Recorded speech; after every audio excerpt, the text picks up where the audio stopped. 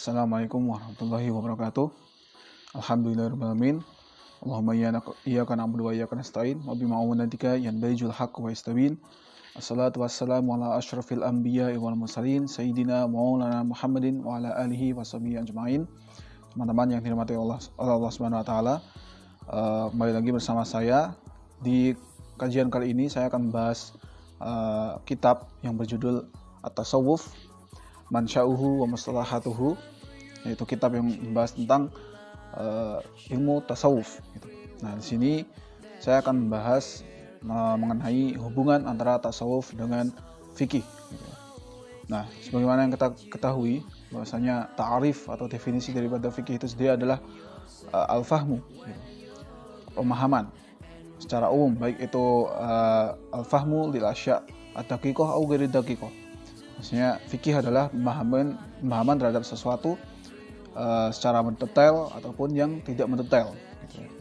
Nah, di sini dijelaskan bahwasanya ilmu fikih adalah ilmu yang secara khusus dipelajari atau yang dikuasai oleh para al-fuqaha atau ulama-ulama ahli fikih, yang mana mereka sangat berkonsentrasi sekali pada bidang istinbat hukum atau mengistinbat sebuah hukum gitu ya, dari dalil-dalil tafsiri gitu. Nah,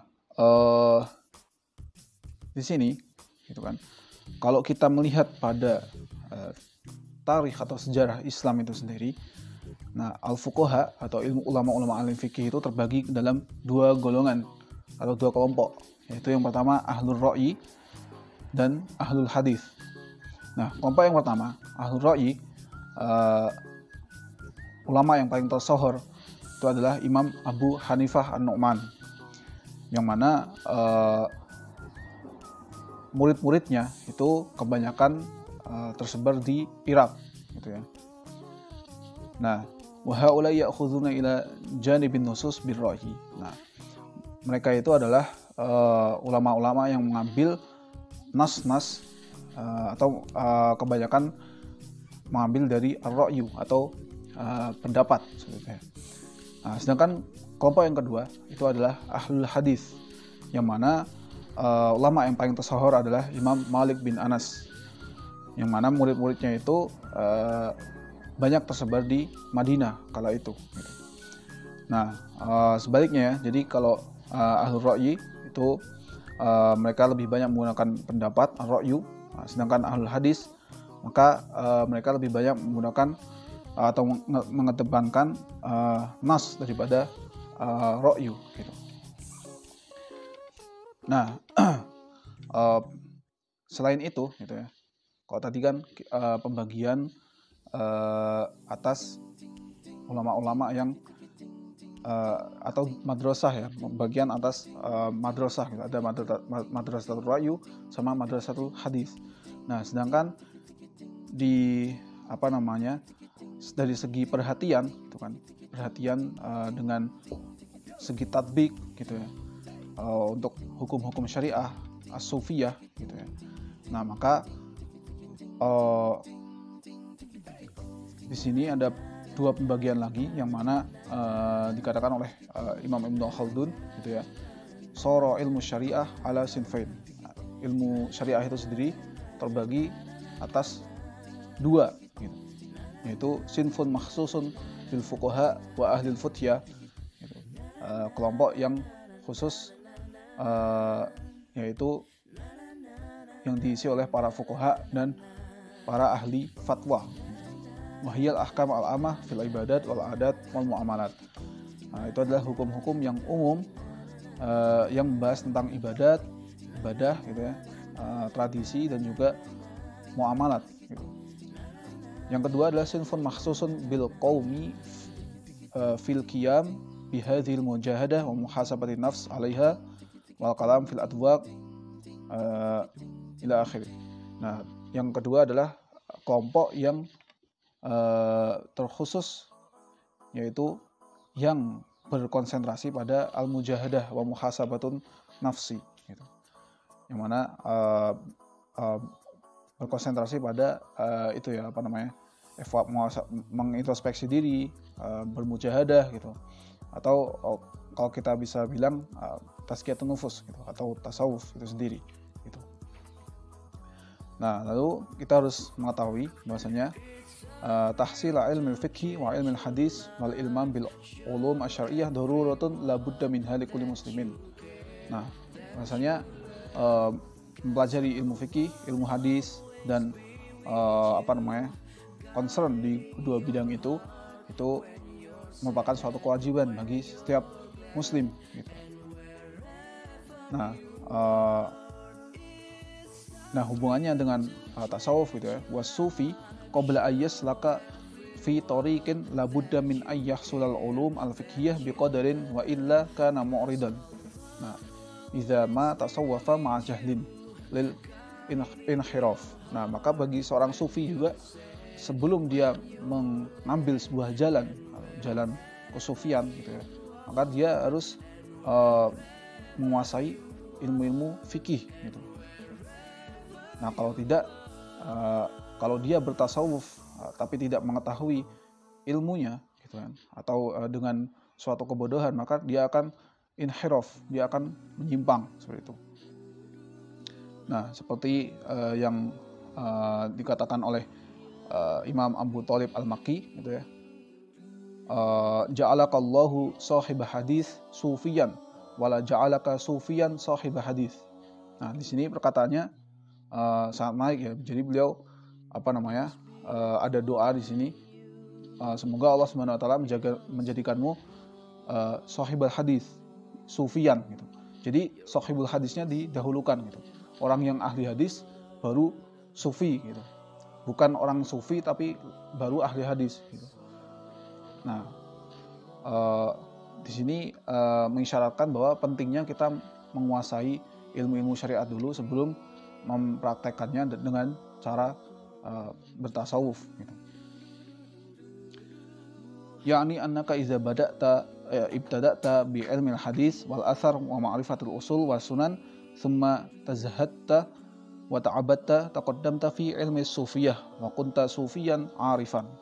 Nah, di sini mengatakan bahwa kalau kamu itu memulainya dengan ilmu hadis atau pengetahuan tentang ilmu usul dan sunnah gitu ya, kemudian kamu zuhud dan beribadah dengan ilmu sufi gitu ya, ilmu sufiyah, maka kamu akan menjadi seorang sufi yang tahu tentang ilmu-ilmu tadi gitu. Nah,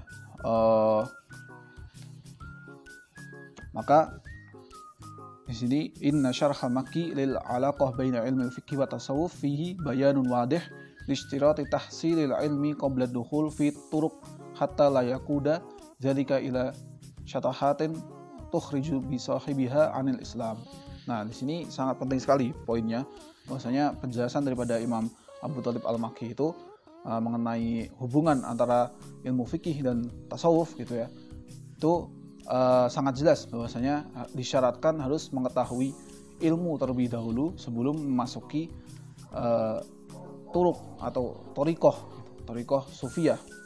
Nah, tujuannya agar apa? Agar tidak menyimpang gitu ya, seperti yang kita sudah jelaskan yang tadi gitu. Nah, selain itu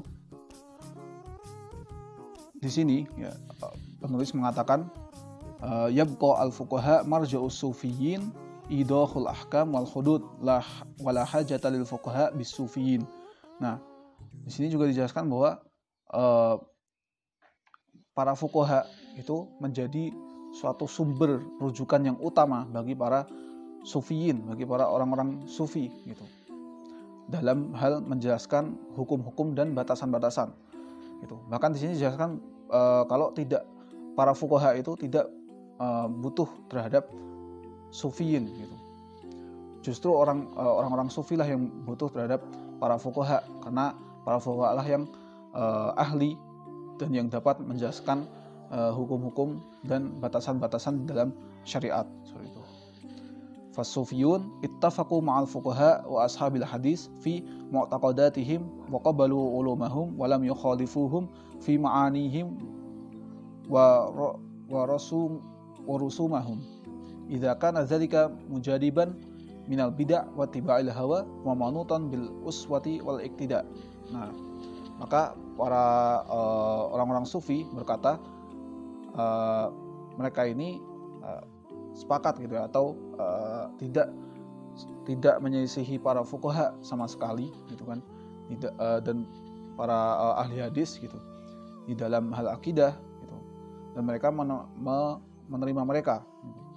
Kalau itu tidak mengarah kepada hal-hal yang bid'ah dan itiba'il hawa gitu.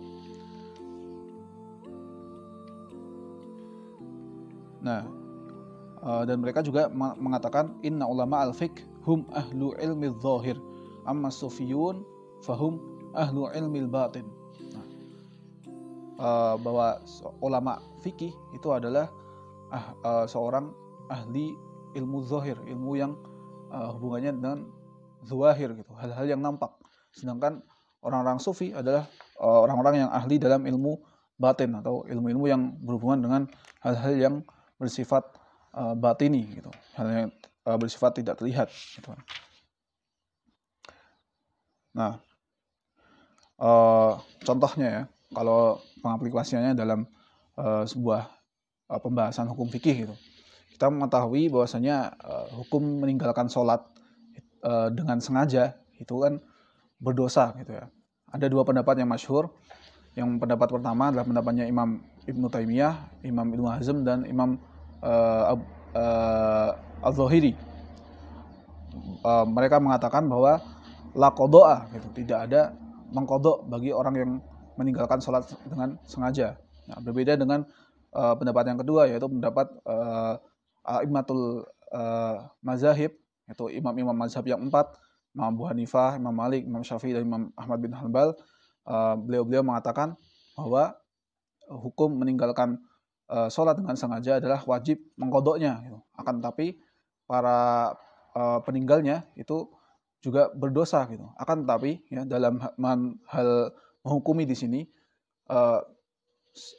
ulama-ulama itu atau para ulama ini tidak serta-merta hanya berhenti pada menghukumi bahwa asim saja, mereka itu orang ini berdosa saja gitu.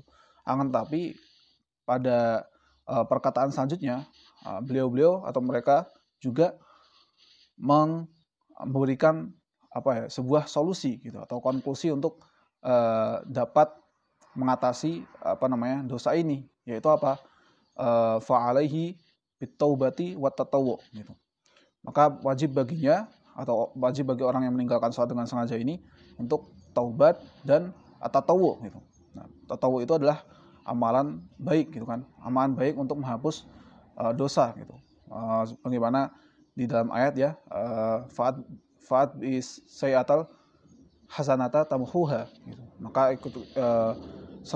ikutilah atau tutupilah keburukan itu atau perbuatan yang buruk itu dengan perbuatan yang baik agar dapat menghapusnya, seperti itu. Nah, sebenarnya kan konklusi ini kan masuk kepada cakupan ilmu tasawuf gitu, ilmu tazkiyatun nufus. Jadi begitulah ya dalam pembahasan mengenai hubungan antara fikih dengan tasawuf gitu.